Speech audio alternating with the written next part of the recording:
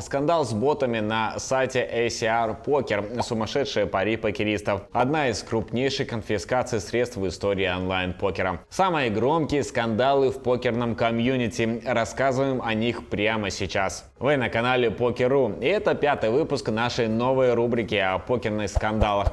Поставьте нам лайк, подпишитесь на канал и нажмите на колокольчик, чтобы не пропускать следующие видео.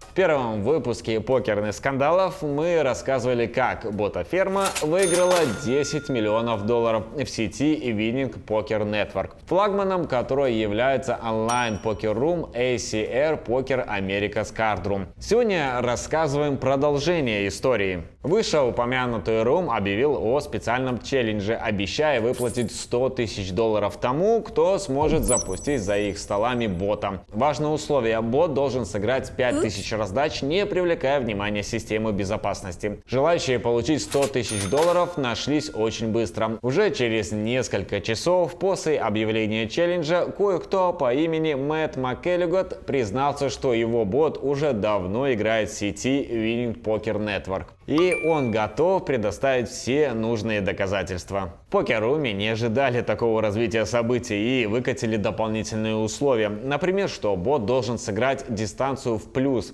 Восприняв это как попытку избежать обещанной выплаты, комьюнити обрушилось на сеть с критикой. VPN, вы серьезно попросили Криса Манимейкера и Эбони Кенни, которые даже не играют у вас на постоянной основе, похлопать нас по плечу и сказать, что наши доказательства никуда не годятся?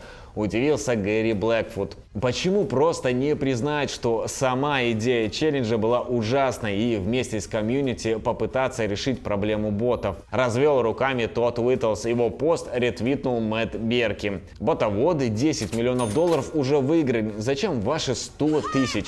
Изумил Уилл Джаффе.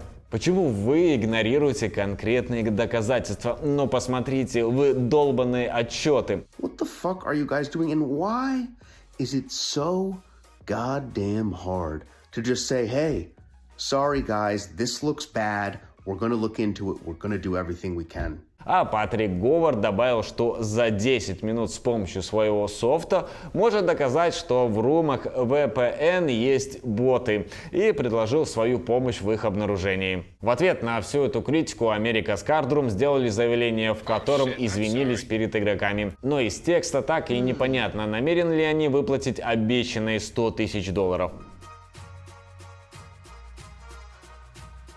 Какие сумасшедшие пари заключали покеристы в прошлом году? Увлекательное путешествие по собачьи в казино в Лас-Вегасе. Регуляр и стример Ричард Алати поставил $10 тысяч на то, что сможет проползти как собака несколько километров в казино Ария. Это тот самый Ричард, который в 2018 году просидел месяц в ванной комнате без света за $800 тысяч.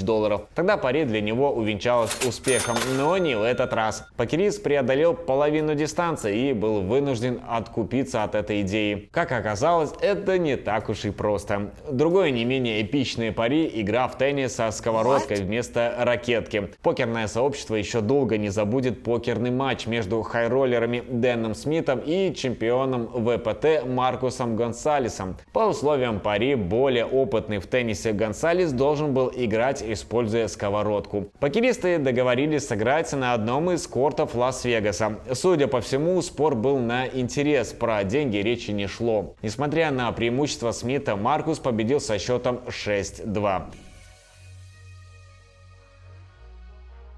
И завершающей в сегодняшнем выпуске будет история про одну из крупнейших конфискаций в покер-руме на сумму $700 тысяч.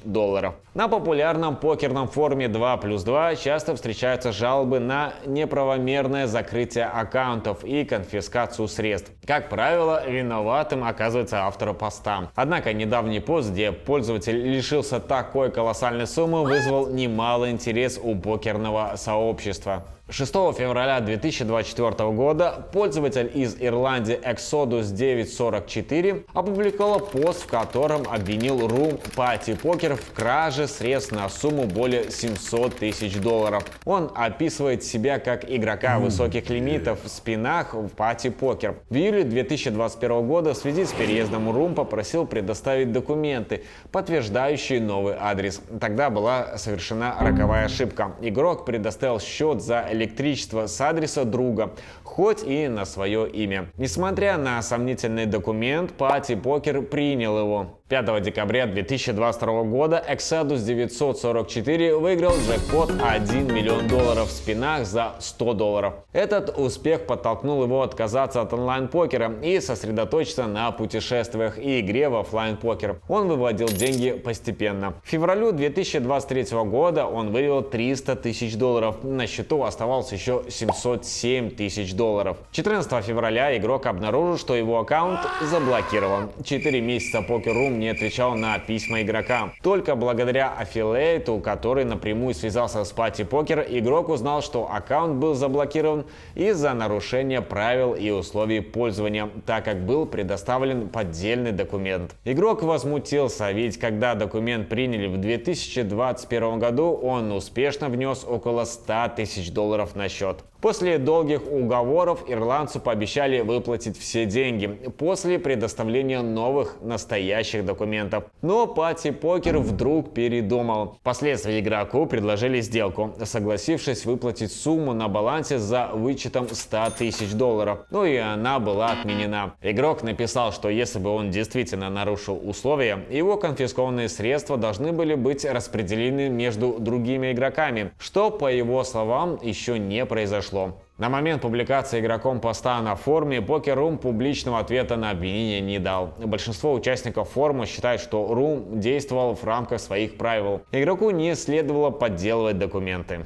А на этом все. Спасибо, что смотрите. Если формат видео вам понравился, обязательно посмотрите на канале и другие выпуски покерных скандалов. И пишите в комментариях, о каких покерных скандалах хотите услышать в следующих выпусках.